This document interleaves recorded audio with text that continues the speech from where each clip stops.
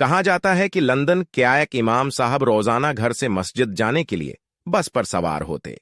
London میں لگے بندھے وقت اور ایک ہی روٹ پر بسوں میں سفر کرتے ہوئے کئی بار ایسا ہوا بس بھی وہی ہوتی تھی اور بس کا ڈرائیور بھی وہی ہوتا تھا۔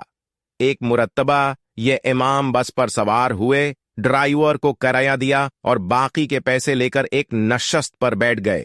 ڈرائیور کے دیے ہوئے باقی کے پیسے جیب میں ڈالنے سے قبل دیکھے تو پتہ چلا کہ 20 پیسے زیادہ آ گئے ہیں۔ پہلے امام صاحب نے سوچا کہ یہ 20 پیسہ وہ اترتے ہوئے ڈرائیور کو واپس کر دیں گے کیونکہ یہ ان کا حق نہیں بنتے۔ پھر سوچ آئی کہ اتنے تھوڑے سے پیسوں کی کون پرواہ کرتا ہے، ٹرانسپورٹ کمپنی ان بسوں کی کمائی سے لاکھوں پاؤنڈ کماتی بھی تو ہے، ان تھوڑے سے پیسوں سے ان کی کمائی میں کیا فرق پڑے گا؟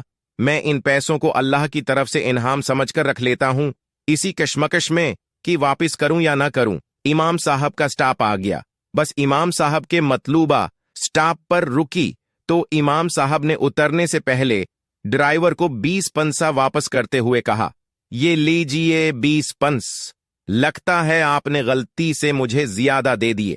ڈرائیور نے 20 پیسہ واپس لیتے ہوئے مسکرا کر امام صاحب سے پوچھا، کیا آپ اس علاقے کی مسجد کے نئے امام ہیں؟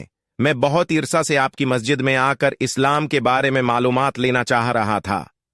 یہ 20 پیسہ میں نے جان بوجھ کر آپ کو زیادہ دیے تھے تاکہ آپ کا اس معمولی رقم کے بارے میں رویہ پرکھ سکوں۔ امام صاحب جیسے ہی بس سے نیچے اترے، انہیں ایسے لگا جیسے ان کی ٹانگوں سے جان نکل گئی ہے۔ گرنے سے بچنے کے لیے ایک بجلی کے پول کا سہارا لیا، آسمان کی طرف منا اٹھا کر روتے ہوئے دعا کی، یا اللہ مجھے معاف کر دینا، میں ابھی اسلام کو 20 پیسے میں بیچنے لگا تھا۔ یاد رکھیے، بعض اوقات لوگ صرف قرآن پڑھ کر اسلام کے بارے میں جانتے ہیں، یا غیر مسلم ہم مسلمانوں کو دیکھ کر اسلام کا تصور باندھتے ہیں۔ کوشش کریں کہ کہیں کوئی ہمارے شخصی اور انفرادی رویے کو اسلام کی تصویر اور تمام مسلمانوں کی مثال نہ بنا لے۔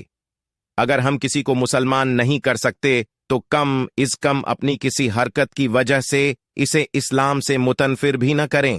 آج کل کتابیں پڑھنے کا دور نہیں، لوگ رویے پڑھتے ہیں۔ کان خلقہ القرآن کا یہی مطلب ہے۔ فالو می عزیز لقمان 7 اور 86۔